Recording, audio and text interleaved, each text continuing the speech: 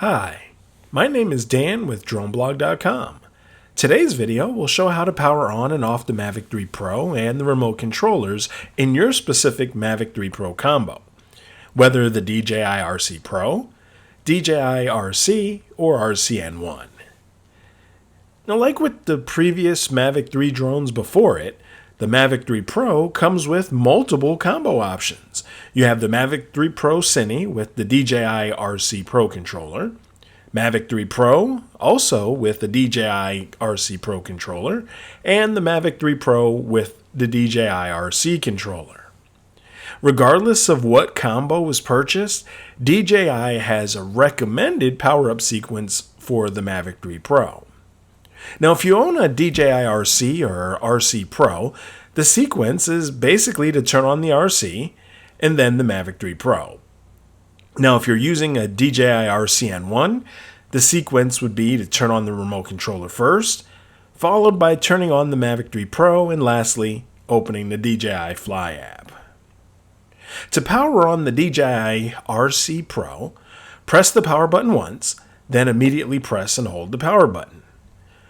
When you press the power button for the first time, the battery charge will be displayed via the green LED lights. The second press and hold then powers on the remote controller. There'll be an audible beep to alert you to the RC powering on. Now, after the first step, the DJI splash screen will appear at boot up.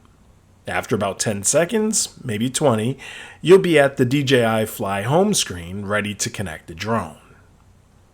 To power on the DJI RC, like with the RC Pro, press the power button once, then immediately press and hold the power button.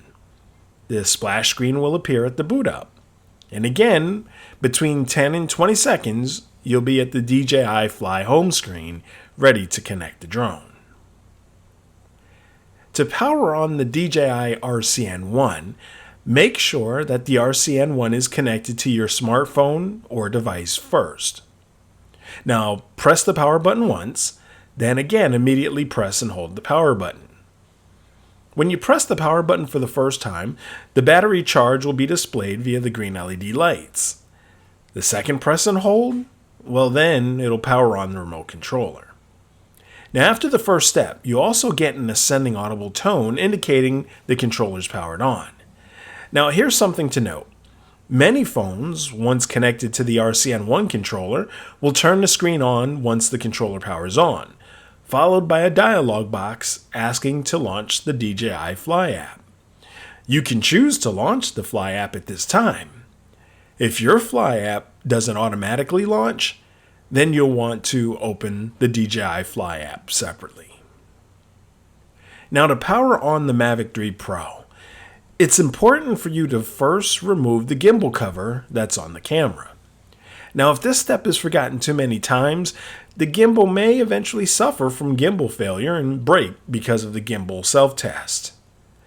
Now, here's something to note, that if you accidentally turn on the Mavic 3 Pro with the gimbal cover attached, the DJI Fly app will display a gimbal overload error message once in live view. Now, for the next step, we want to press the power button once. This is towards the rear of the Mavic 3 Pro, then immediately press and hold the power button. Similar to the 3 remote controller versions, the LEDs on the Mavic 3 Pro will light up, letting you know how much battery power there is. The motors will adjust slightly, followed by an auditory tone, after which the gimbal will self-test. Now, to turn off the Mavic 3 Pro and the RCs, like with the power on sequence, DJI also has a recommended order for shutting off the Mavic 3 Pro and the remote controllers. This sequence is to first turn off the Mavic 3 Pro, followed by turning off either the RC Pro, DJI RC, or RC-N1 controller. You'd basically do all the previous steps just in reverse. Well, that's all for this video. If you have specific questions pertaining to this or our other videos, we'd love for you to join us at dronepilots.com.